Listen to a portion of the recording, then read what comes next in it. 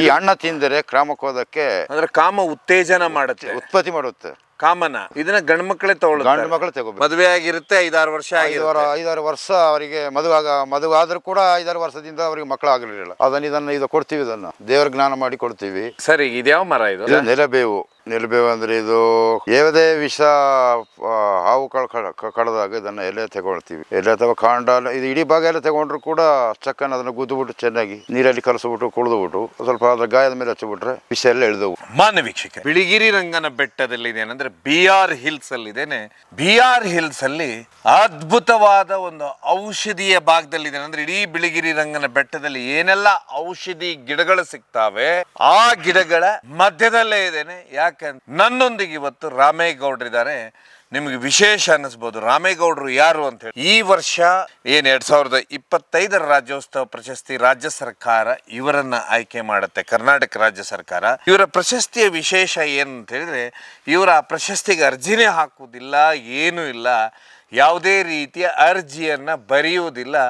ಕೇವಲ ಇವರ ಕೆಲಸವನ್ನ ಪರಿಗಣಿಸಿ ಇವರಿಗೆ ಈ ವರ್ಷದ ರಾಜ್ಯೋತ್ಸವ ಪ್ರಶಸ್ತಿ ರಾಜ್ಯ ಸರ್ಕಾರ ಕೊಡುತ್ತೆ. 25 ಗ್ರಾಮ್ ಚಿನ್ನ, 5 ಲಕ್ಷ ರೂಪಾಯಿ. BR ಹಿಲ್ಸ್ ಇದೆ ಅಂದ್ರೆ ಬಿಳಿಗಿರಿ ರಂಗನ ಬೆಟ್ಟ ಇದೆ, ಇಲ್ಲಿಯ ಮೂಲ ನಿವಾಸಿ. ಇವರ ವಿಶೇಷ ಅಂತ ಹೇಳಿದ್ರೆ, ಇವತ್ತಿನವರೆಗೆ ವಿಶೇಷವಾದ ಗಿಡಗಳನ್ನ ಈ ಕಾಡಿನಲ್ಲಿ ಕಂಡು ಹಿಡಿದಂಥವ್ರು. ಅದರಲ್ಲಿ ನಿಮಗೆ BP ಇರ್ಬೋದು, ಶುಗರ್ ಇರ್ಬೋದು, ಕ್ಯಾನ್ಸರ್ ಇರ್ಬೋದು, ಅಥವಾ ಗುಣಪಡಿಸಲಾರದಂಥ ರೋಗ ಅಂದ್ಕೊಳ್ಳಿ, ನಿಮ್ಗೆಲ್ಲರೂ ಗೊತ್ತು, ಅದು HIV ಅಥವಾ ಅದಕ್ಕೆ ಏಡ್ಸ್ ಅಂತಾರೆ. ಮಕ್ಕಳಾಗ್ಲಿಲ್ಲ ಅನ್ನೋದು ಒಂದು ಸಮಸ್ಯೆ ಇದ್ರೆ, ಇನ್ನೊಂದು ಕಡೆ ಕಾಮ ಉತ್ತೇಜನ ಅಂತ ಹೇಳಿದ್ರೆ ಉತ್ತೇಜನಗೊಳ್ಳುವಂತ ಕೆಲವೊಂದು ಸಸಿಗಳನ್ನ ವಿಶೇಷವಾಗಿ ಇವರು ಇಡೀ ಕಾಡನ್ನ ತಿರುಗಿ ಅಧ್ಯಯನ ಮಾಡಿ ಕಂಡು ಹಿಡಿದ ಗಿಡಗಳನ್ನ. ಇವರ ತಂದೆ ತಾಯಿ ಏನೋ ವಂಶಾವಳಿ ಇದೆ, ವಂಶಸ್ಥರಿದ್ದಾರೆ, ಅದನ್ನೇ ಮಾಡ್ತಿರ್ತಾರೆ.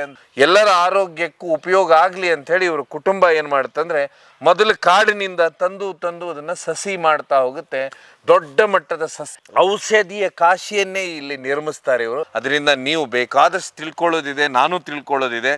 ಹೀಗಾಗಿ ಅವರ ಸಂದರ್ಶನವನ್ನ ನೋಡಿ ಸಾಮಾನ್ಯವಾಗಿ ರಾಜ್ಯ ಸರ್ಕಾರ ಆಯ್ಕೆ ಏನು ಅರ್ಜಿ ಹಾಕಲಾರ್ದೇನೆ ರಾಜ್ಯೋತ್ಸವ ಪ್ರಶಸ್ತಿಗೆ ಆಯ್ಕೆ ಮಾಡ್ತಾರಂತ ಹೇಳಿದರೆ, ಅವರಲ್ಲಿ ಇರುವಂಥ ವಿಶೇಷ ಅಂತ ಹೇಳಿದರೆ, ಇಲ್ಲಿ ಸರಿಸುಮಾರು ಒಂದು 40 ವರ್ಷದಿಂದನೂ ಅವರು ದೊಡ್ಡ ಮಟ್ಟದಲ್ಲಿ ಬಿಳಿಗಿರಿ ರಂಗನ ಬೆಟ್ಟದಲ್ಲಿ ತಮ್ಮದೇ ಆದ ಒಂದು ಸಾಮ್ರಾಜ್ಯವನ್ನು ಕಟ್ಟಿದ್ದಾರೆ. ಸಸ್ಯ ಕಾಶಿ ಅಂತ ಹೇಳಿದರೆ ಔಷಧಿ ಸಸ್ಯ ಕಾಶಿಯನ್ನು ಕಟ್ಟಿದ್ದಾರೆ. ಅದನ್ನು ಸಂಪೂರ್ಣವಾಗಿ ಕೇಳ್ತಾ ಹೋಗೋ ಬನ್ನಿ. ರಾಮೇಗೌಡ, ಬಿಳಿಗಿರಿರಂಗನ ಬೆಟ್ಟ, ಬಂಗ್ಲೆಪೋಡು. ಸರ್, ಈಗ ನಿಮ್ಮ ಕೈಯಲ್ಲಿ ಒಂದು ಗಿಡ ಇದೆ, ಇದರ ಹೆಸರು ನೆಲಬೇವು ಅಂತ ಹೇಳಿ. ನೆಲಬೇವು ಬೇವಿ. ಈ ಗಿಡದ ವಿಶೇಷ ಏನು ಸರ್ ರಾಮೇಗೌಡ್ರೆ? ಈ ಗಿಡದ ವಿಶೇಷ ಎಂದರೆ ಎಲೆಲ್ಲ ತಗೊಳ್ತೀವಿ, ಅದು ಕಚ್ಚಿದುವಾಗ ಅದು ದೇವರ ಸ್ವಂತ. ಅದು ನಾಗರ ಅಂದರೆ ಅದು ಬಹಳ ದೊಡ್ಡದದು, ವಿಷ್ಣು ಸ್ವರೂಪದ್ದು. ಏನಾದರೂ ತಪ್ಪು ಮಾಡಿದ್ರೆ ಮಾತ್ರ ಅದು ಬರೋದು ಹೊತ್ತು ಸುಮ್ಮನೆ ಬರಲ್ಲ. ಯಾವುದೇ ಕಾರಣಕ್ಕೂ ಅದು ಬರಲ್ಲ ನಮ್ಮ ಹತ್ರ. ಯಾವುದೇ ಪ್ರಾಣಿ ಆದ್ರೂ ಅಷ್ಟೇ, ಏನಾದ್ರೂ ಅಷ್ಟೇ ನಮ್ಮ ಹತ್ರ ಬರಲ್ಲ. ಏನಾದ್ರು ತಪ್ಪು ಮಾಡಿದ್ರೆ ಮಾತ್ರ ಅದು ನಾಗರಾವು ಅಷ್ಟೇ, ಯಾವ್ದ ಕಿರುಬ, ಹುಲಿ ಇಂತಿದ್ದು ಏನೇ ಆದ್ರೂ ಕೂಡ, ಆನೆ ಆದ್ರೂ ಕೂಡ ಅಷ್ಟೇ, ಆನೆಗಳಿದ್ರು ಕೂಡ ಅಷ್ಟೇ ಮಾಡೋದು. ನಾವು ತಪ್ಪಿದ್ರೆ ಮಾತ್ರ ನಮ್ಮ ಹತ್ರ ಬರುತ್ತೆ, ತಪ್ಪಿಲ್ಲದ್ರೆ ಬರಲ್ಲ ಯಾವುದನ್ನು. ನಾವು ಕೀಟ್ಲೆ ಮಾತ್ರ ಮಾಡೋದು ಅಥವಾ ಏನೋ ನಾನು ತಪ್ಪು ಮಾಡಿರ್ತೀವಿ, ಇವೆಲ್ಲ ದೇವರ ಸ್ವಂತಗಳೆಲ್ಲ ಇವೆಲ್ಲ ದೇವರ ಲೆಕ್ಕಸಾರ. ಈ ಹುಲಿ ಅಂದರೆ ಅದು ಮಾದೇಶ್ವರಿ ಸೇರಿದ್ದು ಬಹಳ ದೊಡ್ಡ ದೇವರದು. ಅಂತರದಲ್ಲಿ ನಮಗೆ ದಂಡಕ್ಕೆ ಅದು ಬರಲ್ಲ. ಅದು ಎಲ್ಲವನ್ನ ಜ್ಞಾನ ಮಾಡ್ತಾ ಇರ್ತೀವಿ. ನಮ್ಮ ತಪ್ಪು ಮಾಡಿದ್ರೆ ಅದು ಕಡಿತದೆ.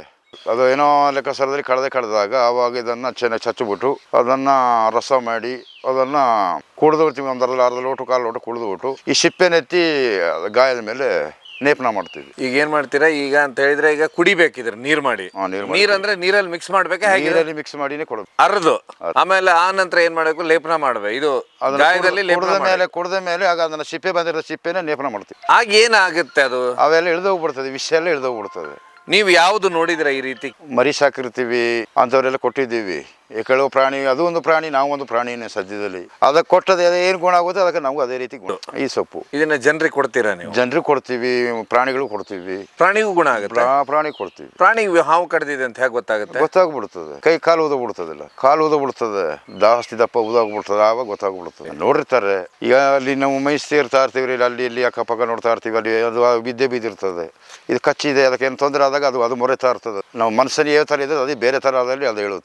ಆವಾಗ ಅದು ಹಚ್ಚಿದೆ ತಿಳ್ಕ ಚಕ್ಕನೆ ಕುಡಿದು ಬಿಟ್ರೆ ಕಡ್ಜರಿಗೂ ಅಷ್ಟೇ, ಎಗ್ ಕಡ್ಜ ಬರುತ್ತೆ, ಎಗ್ ಕಡ್ಜ ಹೊಡೆದ್ರಿಗೂ ಅಷ್ಟೇ ಇದು ಕೊಡುತ್ತೆ. ಯಾವ ರೀತಿ ನಿಮ್ಗೆ ಗೊತ್ತಾಗುತ್ತೆ ಪ್ರಾಣಿಗಳಿಗೆ ಹಾವು ಕಡ್ದಿದೆ ಅಂತ ಹೇಳಿ? ಈಗ ಗೊತ್ತಾಗಿರ್ತಲ್ಲ, ಈಗ ನಾವು ನೋಡಿರ್ತೀವಿಲ್ಲ, ಈಗ ಅಕ್ಕಪಕ್ಕ ನಾವು ನೋಡಿರ್ತೀವಿ, ಮೇಯಿಸ್ತಾ ಇದ್ದೀವಿ ಆವಾಗ ಅಲ್ಲಿ ಹಾವು ಇರ್ತದೆ.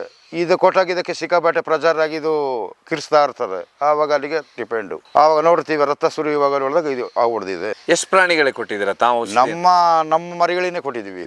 ಔಷಧಿ ಕೊಡ್ತೀರಾ? ಅದು ಇಳಿದೋಗುತ್ತೆ ಎಲ್ಲ ಕ್ಲಿಯರ್. ಮನುಷ್ಯನಿಗೆ ಕೊಟ್ಟರು ಇಳಿದೋಗುತ್ತೆ. ಈ BR ಹಿಲ್ಸ್ ಅಲ್ಲಿ ಅಂದ್ರೆ ಬಿಳಿಗಿರಿ ರಂಗನ ಬೆಟ್ಟದಲ್ಲಿ ಮಾತ್ರ ಸಿಕ್ಕದು ಇದು, ಬೇರೆ ಕಡೆ ಎಲ್ಲ ಸಿಕ್ಕಲ್ಲ, ಬೇರೆ ಕಡೆ ಸಿಕ್ಕಲ್ಲ. ಬೇರೆ ಕಡೆ ಬಂದ್ರು ಅದಕ್ಕೆ ಪವರ್ ಇರುದಿಲ್ಲ.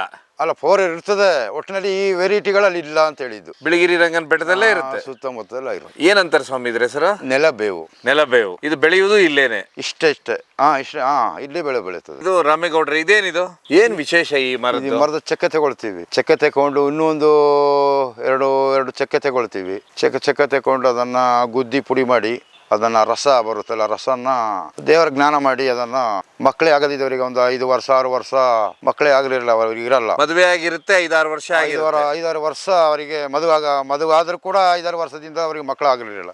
ಇದನ್ನು ಕೊಡ್ತೀವಿ, ಇದನ್ನ ದೇವರ ಜ್ಞಾನ ಮಾಡಿ ಕೊಡ್ತೀವಿ. ಆವಾಗ ಒಂದು 2 ತಿಂಗಳು 3 ತಿಂಗಳೊಳಗೆ ಅವರಿಗೆ 1 ತಿಂಗಳು 2 ತಿಂಗಳು ಗರ್ಭ ಆಗಿರುತ್ತೆ. ಏನೇನು ಚಕ್ಕೆ ತಗೊಳ್ತೀವಿ. ಇನ್ನೊಂದು ಯಾವ ಚಕ್ಕೆ ಮಿಕ್ಸ್ ಮಾಡಿ? ಬೇರೆ ಅದು ಇದಕ್ಕೆ ಸಂಬಂಧಪಟ್ಟಿದ್ದ ತಗೊಳ್ತೀವಿ. ಒಟ್ಟು ಎಷ್ಟು?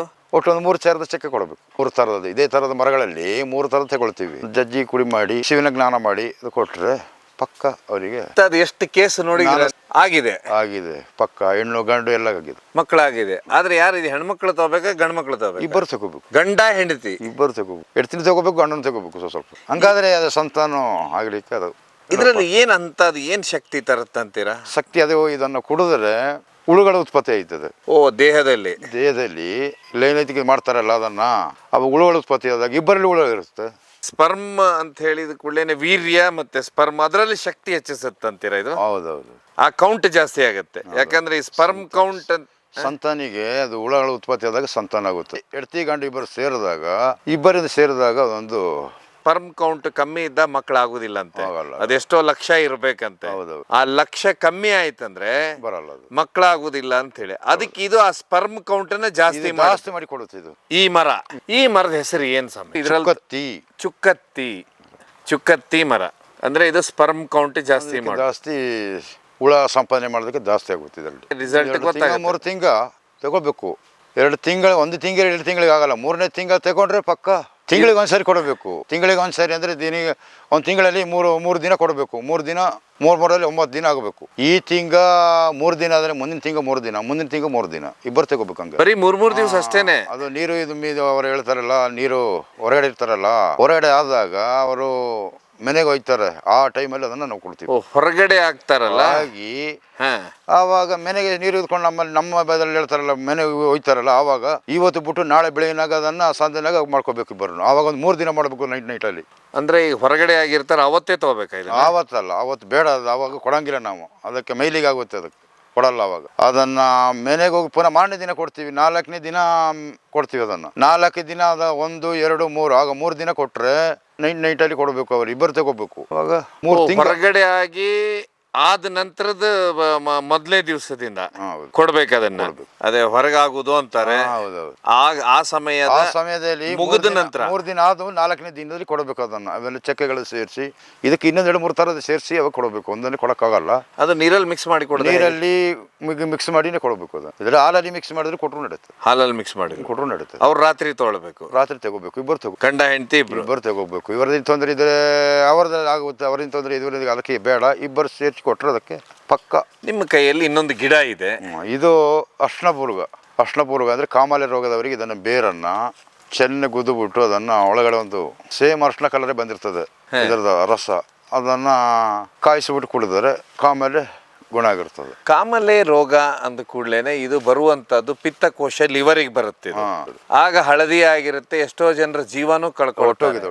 ಆದ್ರೆ ಇದನ್ನ ಹಾಗೆ ಕುಡಿದ್ರೆ ಸರಿ ಹೋಗುತ್ತಂತೀರಾ ನೀವು? ಇದನ್ನ ಕುಡಿದು ಬಿಟ್ಟು ಕಾಯಿಸ್ಬೇಕು, ಕಾಯಿಸ್ಬಿಟ್ಟು ಕುಡಿಸಬೇಕು. ನೀರಲ್ಲಿ ಹಾಕಿ ಕುದಿಸಬೇಕು. ಇದ್ರ ಚಕ್ಕೆ ಬರುತ್ತೆ, ಬೇರು ಬರುತ್ತೆ. ಎಷ್ಟು ದೊಡ್ಡದಾಗುತ್ತೆ ಗಿಡ ಇದು? ಇದು ಬಹಳ ದೊಡ್ಡದ. ಅರ್ಶಿಣಪೂರ್ಗ ಅಂತ ಹೇಳಿದ್ರೆ ಹೆಸರು, ಅರ್ಶಿಣಪೂರ್ಗ. ಇದನ್ನ ಕಾಮಾಲೆ ಇದು ಮಾಡ್ತೀವಿ. ನೀವು ಚಕ್ಕೆ ಅಂದ ಕೂಡಲೇ ಸ್ವಲ್ಪ ಜನರಿಗೆ ತಿಳಿಸಿ ಹೇಳಿ. ಅಂದ್ರೆ ಈ ಚಕ್ಕೆ ಇದು ಇದು ಬೇರೆ ಮರ. ಈ ರೀತಿ ಚಕ್ಕೆ ಅಂದ್ರೆ ಈ ಕೈ ಇಟ್ಟಿದ್ರಲ್ಲ ನೀವು. ಹೌದೌದು. ಇದನ್ನ ನಾವು ನೀರಲ್ಲಿ ಹಾಕಿ ಬೇಯಿಸೋದಿದ್ರೆ ಇನ್ನು ಬೇರೆ ತಗೊಳ್ತೀವಿ. ಬೇರೆ ಇಷ್ಟು ದಪ್ಪ ಇಷ್ಟು ಸುತ್ತ ಬಂದಿರ್ತದೆ. ಯಾವ್ದಾದ್ರು ಕಡೆ ಒಂದು ಇಷ್ಟು ತಗೊಂಡ್ರೆ 7 ದಿನ ತಗೋಬೇಕು ಬೇರನ್ನ. 7 ದಿನ ತಗೊಂಡು 7 ದಿನ ಅದನ್ನ ಯೂಸ್ ಮಾಡ್ತಾ ಇದ್ದಾರೆ. ಕಾಮಲ್ಲಿ ಅಲ್ಲಿ ಬರಲ್ಲ. ಆಮೇಲೆ ನಾವು ಹೇಳಿದಷ್ಟು ಪತ್ತೆ ಇದ್ರೆ ಇರಬೇಕು. ನಾವು ಏನು ತಗೊಳ್ಳೋ ನಾವು ಹೇಳಿದ ನಾವು ಅದೇ ರೀತಿ ಪತ್ತೆ ಮಾಡಿದ್ರೆ ಸಂಪೂರ್ಣ ಗುಣ ಆಗುತ್ತೆ. ಏನೇನು ಪತ್ತೆ ಮಾಡಬೇಕು? ಪತ್ತೆ ಬೇಕಾದ್ರೆ ಹುಳಿ ಇಲ್ಲ, ಉಪ್ಪು ಇರೋಗಿಲ್ಲ, ಖಾರ ಇರೋಗಿಲ್ಲ, ಸಪ್ಪೆನೇ ಇರಬೇಕು. 7 ದಿನ ತಿನ್ನಬೇಕು. ಸಪ್ಪೆ ಇದು ಬಿಟ್ರೆ ಆವಾಗ ಅವರ ಕಾಮಲೇನೆ ಬರಲ್ಲ. ಹುಳಿ ಉಪ್ಪು ಏನು ತಿನ್ನಂಗಿಲ್ಲ. ಸಪ್ಪೆನೇ ಮಾಡಬೇಕು. ಸ್ಟೀಮ್ ಅಕ್ಕಿ ಅಥವಾ ರಾಗಿ ಗಂಜಿ ಇಂಥದ್ದು ರಾಗಿ ಮುದ್ದೆನೋ ತಿಂದರೆ ಆಮೇಲೆ ಕಾಮೇಲೆ ಬರಲ್ಲ. ಖಾರ ಉಪ್ಪು ಹುಳಿ ಯಾವುದು ಬರಂಗಿಲ್ಲ ಅಲ್ಲಿ. ಇದ್ರದ್ದು ಬೇರನ್ನ ಏನು ಬೇರೆ ತಗೊಳ್ತೀವಿ. ತಗೊಳ್ತೀವಿ. ಇದು ದೊಡ್ಡದು ಬರುತ್ತೆ, ಇಷ್ಟು ದಪ್ಪ ಬರುತ್ತೆ, ಬಳ್ಳಿ ಮೇಲೆ ಹೋಗಿರ್ತದೆ, ಸುತ್ತನ ಬಂದಿರ್ತದೆ. ಯಾವ್ದೊಂದು ಭಾಗದಲ್ಲಿ ತಗೊಂಡ್ರೆ ಹೋಗೋಯ್ತು. ಒಂದಿಷ್ಟು ದೂರ ತಗೊಂಡ್ರೆ ಸಾಕು. ತಗೊಂಡು ಅದನ್ನ ಅದು ಬೇಯಿಸ್ಬಿಟ್ಟು ಮಾಡಿದ್ರು ನಡೀತದೆ, ಹಂಗೆ ಮಾಡಿದ್ರು ನಡೀತದೆ, ತೊಂದರೆ ಏನಿಲ್ಲ. ಅದು ಕುಡಿಲೇಬೇಕು, ತಿನ್ನಂಗಿಲ್ಲ. ಪ್ರತಿ ದಿವಸನ ಪ್ರತಿದಿನ ಒಂದು 7 ದಿನ ಇರ್ತದೆ. ಆಮೇಲೆ ಸರಿ ಹೋಗುತ್ತೆ ಕಾಮಲೆ ರೋಗಕ್ಕೆ. ಈಗ ನಿಮ್ಮ ಕೈಯಲ್ಲಿ ಯಾವ್ದಿದೆ ಗೌಡ್ರೆ ಗಿಡ? ಸೆಳ್ಳೆ ಹಣ್ಣು ಅಂತೇಳಿ. ಸೆಳ್ಳೆ ಹಣ್ಣು ಇದು ಹಣ್ಣು ಬಂದು ಸುಮಾರು ಒಂದು ಮರನೇ ಆಗುತ್ತೆ. ಈ ಥರ ದೊಡ್ಡ ಮರನೇ ಆಗುತ್ತೆ ಈ ಥರ. ಆದಾಗ ಸುತ್ತಲೂ ಸಾವಿರಾರು ಹಣ್ಣು ಬಿಡುತ್ತೆ ಇದರಲ್ಲಿ. ಇಷ್ಟು ದಪ್ಪ ಇಷ್ಟೇ ದಪ್ಪ ಬರುತ್ತೆ ಹಣ್ಣು. ಮರ ತುಂಬ ಬಿಡುತ್ತೆ. ಇಷ್ಟೇ ದಪ್ಪ ಹಣ್ಣು, ವೈಟ್ ಹಣ್ಣು ಬರುತ್ತೆ. ಇದು ಹಣ್ಣು ತಿಂದರೆ ಬಹಳ ಸಿಹಿ ಬರುತ್ತೆ. ಅಷ್ಟೇ ಒಂಥರ ಪೇಸ್ಟ್ ತರ ಬರುತ್ತೆ. ಈ ಹಣ್ಣು ತಿಂದರೆ ಕ್ರಾಮಕೋದಕ್ಕೆ ಅಂದ್ರೆ ಕಾಮ ಉತ್ತೇಜನ ಮಾಡುತ್ತೆ, ಉತ್ಪತ್ತಿ ಮಾಡುತ್ತೆ. ಕಾಮನ ಉತ್ಪತ್ತಿ ಮಾಡುತ್ತೆ. ಇದನ್ನ ಗಂಡು ಮಕ್ಕಳೇ ಗಂಡು ಮಕ್ಕಳು ತಗೋಬೇಕು. ಇದನ್ನ ಹೆಣ್ಣು ಮಕ್ಕಳು ತಗೊಳಂಗಿಲ್ಲ. ಇದು ತಗೊಂಡ್ರೆ ಅವಾಗ ಸಂತಾನ ಬರುತ್ತೆ, ತಾಕತ್ತು ಬರುತ್ತೆ, ನಿಷ್ಕಾಕ್ತಿ ಎಲ್ಲ ಸ್ವಲ್ಪ ಶಕ್ತಿ ಬರುತ್ತೆ. ಅಂದ್ರೆ ಇದು ಈಗ ಕೆಲವೊಬ್ರಲ್ಲೆಲ್ಲ ಮಾರ್ತಿರ್ತಾರೆ ಈ ರಸ್ತೆ ಪಕ್ಕದಲ್ಲೆಲ್ಲ ಕಾಮದ ಔಷಧಿ ಕೊಡ್ತೇವೆ, ಕಾಮ ಬರುವಂತದ್ದು, ಕಾಮ ಉತ್ತೇಜನ ಆಗುವಂತ ಔಷಧಿ ಕೊಡ್ತೇವೆ ಅಂತಾರೆ. ಅದು ಇದೇ ಔಷಧಿನ? ಏನು ಗೊತ್ತಿಲ್ಲ ಗುರು. ನಾವು ಅದು ಅವ್ರು ಏನು ಮಾಡಿದ್ರೆ ನಂಗೆ ಗೊತ್ತಿಲ್ಲ. ಒಟ್ಟಿನಲ್ಲಿ ನಾವು ಇದು ವರ್ಷಕ್ಕೆ ಒಂದು ಸಾರಿ ಸಿಕ್ಕುತ್ತೆ. ವರ್ಷಕ್ಕೆ ಒಂದೇ ಸಾರಿ ಸಿಕ್ಕೋದು ಇದು. ಹಿಂಗೆಲ್ಲ ಇದನ್ನು ನಾವು ಬೇಕೆಂದರೆ ಪುಡಿ ಮಾಡಿ ಇಟ್ಕೋಬೇಕು. ಇದನ್ನು ಹಣ್ಣನ್ನು ಜಾಸ್ತಿ ಕ್ಲೀನ್ ಮಾಡಿ ಅದನ್ನು ತನು ಹಣ್ಣು ಅಂದರೆ ಫುಲ್ ಮಾಗಿದ ಹಣ್ಣು ತಗೊಂಡು ನೆರಳಲ್ಲಿ ಉಣಿಸ್ಬಿಟ್ಟು ಅದನ್ನು ಫೋಟೋ ಮಾಡಿ ಇಟ್ಕೊಂಡ್ರೆ ಅದು ಕೊಡ್ಬೋದು. ಎಷ್ಟು ದೊಡ್ಡದಿರುತ್ತೆ ಹಣ್ಣು? ಇಷ್ಟೇ ದಪ್ಪ ಹಣ್ಣು. ಇದನ್ನ ಬೆಳೆಸ್ಬೇಕು, ಗಿಡ ಬೆಳೆಸಬೇಕು. ಯಾವ ತಿಂಗಳಲ್ಲಿ ಹಣ್ಣು ಬರುತ್ತೆ? ಮುಂಗಾರು ಟೈಮಲ್ಲಿ ಬರುತ್ತೆ ಇದು. ಮುಂಗಾರು ಅಂತ ಜೂನ್ ತಿಂಗಳಲ್ಲಿ, ಜೂನ್ ಜುಲೈಗೆ ಹಣ್ಣು ಬರುತ್ತೆ. ಎಷ್ಟು ತಿಂಗಳ ಇರುತ್ತೆ ಹಣ್ಣದು? ಸುಮಾರು ಒಂದು 3-4 ತಿಂಗಳ ತನಕ ಇರುತ್ತೆ ಇದು ಹಣ್ಣು. ಇದ್ರ ಹಣ್ಣು ದೊಡ್ಡ ಜಾತ್ರೆ ಅಂತ ಹೇಳ್ತೀವಲ್ಲ, ಮೇ ಜೂನ್ ಜುಲೈ 4 ತಿಂಗಳ ತನಕ ಇರುತ್ತೆ ಹಣ್ಣು. ಇದ್ರದ್ದು 4 ತಿಂಗಳಲ್ಲಿ ಇರುತ್ತೆ. ಅದನ್ನ ಯಾವ ರೀತಿ ತಗೊಳ್ಬೇಕು? ಅದನ್ನ ಹಣ್ಣು ಮತ್ತೆ ತಗೊಳ್ಳೋದು. ಬೀಜ ದಪ್ಪ ಇರುತ್ತೆ, ಅದೇ ಸ್ವಲ್ಪ ಸಣ್ಣದು ಬೀಜ ಇರುತ್ತೆ. ಬೀಜ ಬಿಸಿ ಹಾಕ್ಬಿಟ್ಟು ಒಳಗಡೆ ಪೇಸ್ಟ್ ತರ ಹಣ್ಣು ಬರುತ್ತೆ ಒಳಗಡೆ. ಅಷ್ಟೇ ದಪ್ಪ ಬರೋದು ಇದನ್ನು. ಒಟ್ಟಿನಲ್ಲಿ ಇದ್ರಲ್ಲಿ 2-3 ತರ ಇರ್ತದೆ. ನಿಮ್ಮ ನಾಡಲ್ಲಿ ಇಷ್ಟೇ ದಪ್ಪ ಬರುತ್ತೆ ಹಣ್ಣು. ನಿಮ್ಮ ನಾಡಲ್ಲಿ, ನಮ್ಮ ಕಾಡಲ್ಲಿ ಇಷ್ಟು ದಪ್ಪ ಬರುತ್ತೆ ಒಂದೊಂದು ಹಣ್ಣು. ಅದು ತಿನ್ನಬಹುದು, ಇದನ್ನು ತಿನ್ನಬಹುದು. ಒಂದು ಮರದಲ್ಲಿ ಎಷ್ಟು ಹಣ್ಣು ಆಗುತ್ತೆ? ಸುಮಾರು 1000 ಹಣ್ಣು ಬಂದಿರುತ್ತೆ. ಎಲ್ಲಿ ನೀವೆಲ್ಲಿ ಸುತ್ತಮುತ್ತನಿದೆ ಬಿಳಿಗಿರಿ ರಂಗನ ಬೆಟ್ಟದಲ್ಲಿ. ಬೇರೆ ಹೊರಗೆ ಆಗುದಿಲ್ಲ ಇದು, ಹೊರಗಡೆ ಸಿಕ್ಕಲ್ಲ. ಇದು ಸಿಕ್ಕಲ್ಲ. ನೀವು ಸಿಕ್ಕುತ್ತೆ ಇಷ್ಟೇ ದಪ್ಪ ಹಣ್ಣದು ನಿಮ್ಮಲ್ಲಿ ಸಿಕ್ಕೋದು, ನಿಮ್ಮಲ್ಲಿ ಸಿಕ್ಕೋದು. ಇದು ನಮ್ಮಲ್ಲಿ ಹೆವಿ ಹಣ್ಣು ಇಷ್ಟು ದಪ್ಪ ಬರುತ್ತೆ. ಆಮೇಲೆ ಬಹಳ ಸಿಹಿ ಜಾಸ್ತಿ ಬರುತ್ತೆ. ಇದನ್ನ ಖಾಲಿ ತಿನ್ನೋದಷ್ಟೇನೆ, ಅಂದ್ರೆ ಇದು ನೀರಲ್ಲಿ ಅದೇನಿಲ್ಲ? ಹಂಗೇನಿಲ್ಲ. ಹಣ್ಣು ತಿನ್ನುವಂಥದ್ದು. ನಾನು ಇಟ್ಕೋಬೇಕಂದ್ರೆ ಅದನ್ನ ಒಣಗಿಸಿ ಅದನ್ನ ಪುಡಿ ಮಾಡಿ ಬಹಳ ಫ್ರೆಶ್ ಆಗಿ ಇಟ್ಕೊಂಡ್ರೆ ಬಾಕ್ಸಲ್ಲಿ ಅವಾಗ ನಾವು ತಗೋಬಹುದು. ಅದರಿಂದ ಕಾಮ ಉತ್ತೇಜನ ಆಗುತ್ತೆ, ಉತ್ಪತ್ತಿ ಆಗುತ್ತೆ, ತಾಕತ್ತು ಬರುತ್ತೆ. ಇದ್ರ ಹಣ್ಣಿನ ಇದನ್ನ ತಾಕತ್ತು ಕೊಡುತ್ತೆ. ಹೊಸದಾಗಿ ಮದುವೆ ಆದವರು ತಗೊಳ್ತಾರೆ, ತಗೊಂಡ್ರೆ ಭಾಳ ಉತ್ತಮ. ಮಕ್ಕಳು ಮಾಡೋದ್ರಲ್ಲಿ ಉತ್ಪತ್ತಿ ಮಾಡಿಕೊಡುತ್ತೆ. ಬೇಕೆಂದಾಗ ನಾನು ಹೇಳಬೇಕು ಅಷ್ಟೇ. ಅವಾಗ ನಾವು ಮಾಡಿಕೊಡಿ ಅಂತ ಹೇಳಿದ್ರೆ ರೆಡಿ ಮಾಡಿ ಕೊಡ್ತೀವಿ. ಈಗ ನಿಮ್ಮ ಹತ್ರ ಇದೇನಾ ಇದ್ರ ಬೀಜ? ಇದೆ ಬೀಜ. ಈ ಗಿಡ ಇದೆ? ಹಣ್ಣಿಲ್ಲ. ಸೀಸನ್ನು ಯಾವಾಗ ಸೀಸನು? ನಾನು ಹೇಳಿಲ್ಲ, ಜೂನ್ ಜುಲೈ. ಈ ಸರಿ ಇಟ್ಟಿದ್ರ? ಅಲ್ಲಿ ನಾವು ಬೀಜ ಇಟ್ಟಿದ್ದೀವಿ. ಹಣ್ಣು ಹೊಟ್ಟೋಗ್ಬಿಟ್ಟಿದೆ ಅದು. ಅವರು ಈಗ ಹಣ್ಣು ಬೇಕಂತಾರೆ, ಅವರು ಮುಂದಿನ ವರ್ಷನೇ ಕಾಯಬೇಕು. ಅದು ಹೇಳಬೇಕು. ಅವ್ರಿಗೆ ಜಾಸ್ತಿ ಗೊತ್ತಾಗಿಲ್ಲ ಗುರುಗಳೇ. ಅವ್ರಿಗೆ ಹೇಳ್ಬೇಕು ನಿಮ್ಮ ಹತ್ರ ಬಂದು ಈ ರೀತಿ ಹಣ್ಣು ಬೇಕು ಅಂತ ಹೇಳಿದಾಗ ನಾವು ಹೇಳ್ತೀವಿ. ನೋಡಪ್ಪ, ಅವ್ರ ಸಮಸ್ಯೆ ಹೇಳ್ಕೋಬೇಕು. ಸುಮ್ಮನೆ ಅವ್ರ ಹೊಟ್ಟೆ ಹಿಡ್ಕೊಂಡ್ರೆ ಪ್ರಯೋಜನವಾಗಲ್ಲ. ಈಗ ಶುಗರ್ ಇದ್ರೆ ಶುಗರ್ ಇದೆ ಅಂತ ಹೇಳಬೇಕು. BP ಇದ್ರೆ BP ಅಂತ ಹೇಳ್ಬೇಕು.